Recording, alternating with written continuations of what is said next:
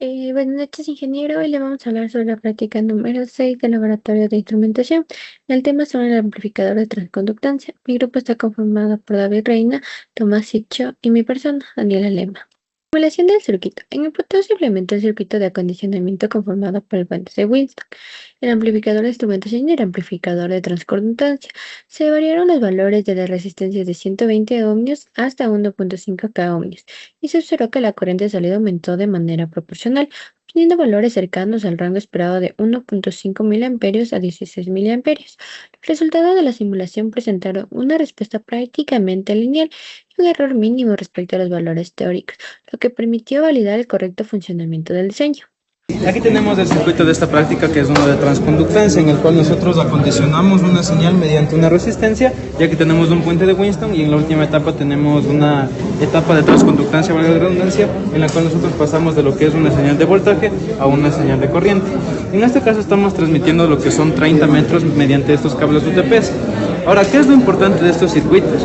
Por ejemplo, tenemos nosotros un límite inferior que es de 1.5 miliamperios, y en este caso no estamos tomando en cuenta el cero vivo. ¿Qué pasa a nosotros como técnicos? De esto nos sirve, ya que una vez que nosotros nos demos cuenta de que en esta etapa nos dé 0 miliamperios, nos daremos cuenta rápidamente de que algo está fallando en la transmisión de esa señal, ya que no estamos tomando en cuenta el 0 como señal de transmisión, sino desde el 1.5. Entonces es muy importante, a nosotros como técnicos nos sirve para poder saber en dónde está alguna falla y poder actuar inmediatamente. En la práctica de transconductancia podemos ver que nuestro circuito, en la etapa del transmisor, efectivamente pudo atravesar la corriente de los 30 metros, ya que, como podemos ver aquí, tenemos un puenteado entre un cable UTP DD6 y un DD5, el cual esto recorre todo lo que viene siendo toda la instalación eléctrica de ese laboratorio de instrumentación, haciendo total 30 metros. Y podemos ver que, a pesar de que esté pasando por 30 metros, el transmisor nos ayuda a que no se pierda a que no perdamos energía en la corriente y los datos sean igual. Y como podemos ver aquí, si vamos variando lo que viene siendo el voltaje, si ahorita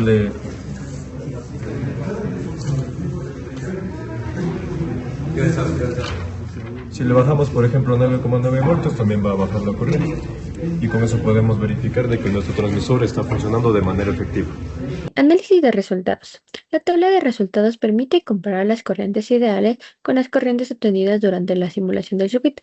Las resistencias de 120 ohmios, 220 ohmios, 330 ohmios y 460 ohmios. Las corrientes medidas fueron de 1.5 miliamperios, 9.9 miliamperios, 4.3 miliamperios y 6 miliamperios respectivamente, coincidiendo exactamente con los valores teóricos, por lo que el error absoluto y el error relativo fueron iguales a cero.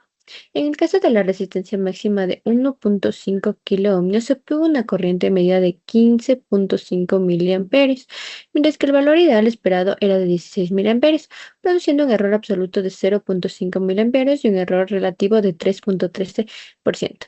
Al pesar de esta pequeña diferencia, los resultados demuestran que el circuito de acondicionamiento presentan un comportamiento prácticamente lineal y una elevada precisión, ya que las variaciones de las resistencias de entrada se reflejan de manera proporcional en la corriente de salida, dentro del rango de operación establecido de 1.5 miliamperios a 16 miliamperios. En esta práctica de laboratorio se logró comprobar el correcto funcionamiento de lo que es el acondicionamiento de una señal que es netamente pasiva o moduladora, que es una variación de resistencia que va desde los 120 hasta los 1.5 k ohmios, en una salida de lo que es corriente, que es proporcional a esta misma variación de resistencia.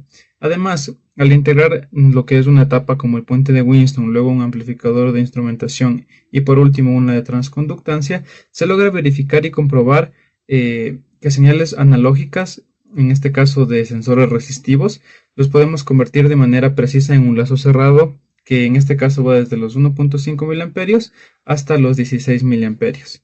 Además, esto es fundamental en las industrias, ya que nos permite enviar largas distancias señales, minimizando las pérdidas por caída de voltaje. Como recomendación para esta práctica, se debe verificar minuciosamente lo que es la potencia disipada, en este caso de 10 milivatios en el puente de Winston. Esto para poder calcular correctamente lo que son las resistencias que van a ir fijos en esta misma etapa.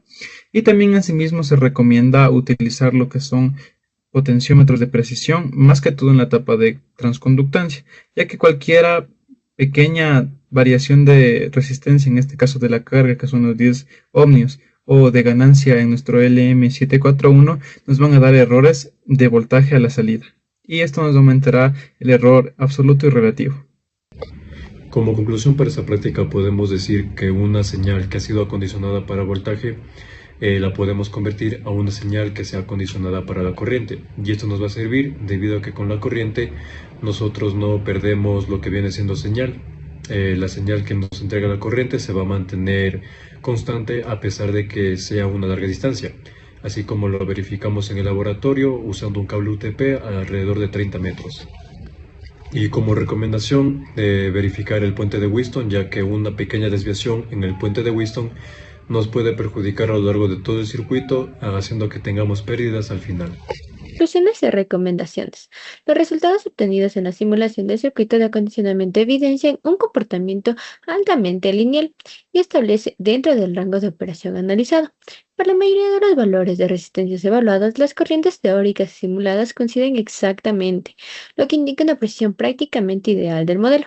Únicamente en el caso de la resistencia de 1.5 kiloohmios se presenta una leve desviación por un error relativo de 3.13%, cual no afecta de manera significativa el comportamiento general del circuito. En el conjunto, se confirma que el sistema responde de forma proporcional a las variaciones de la resistencia, manteniendo una adecuada fidelidad en la conversación resistencia-corriente. Además, recomendamos verificar cuidadosamente las conexiones y el estado de los resultados de medición durante la práctica, ya que pequeñas variaciones pueden deberse a contactos no ideales o tolerancias de equipos. Es importante repetir las mediciones en diferentes puntos del circuito para asegurar la uniformidad de la corriente y reducir posibles errores experimentales, garantizando así resultados más precisos y representativos del comportamiento real del sistema. Muchas gracias.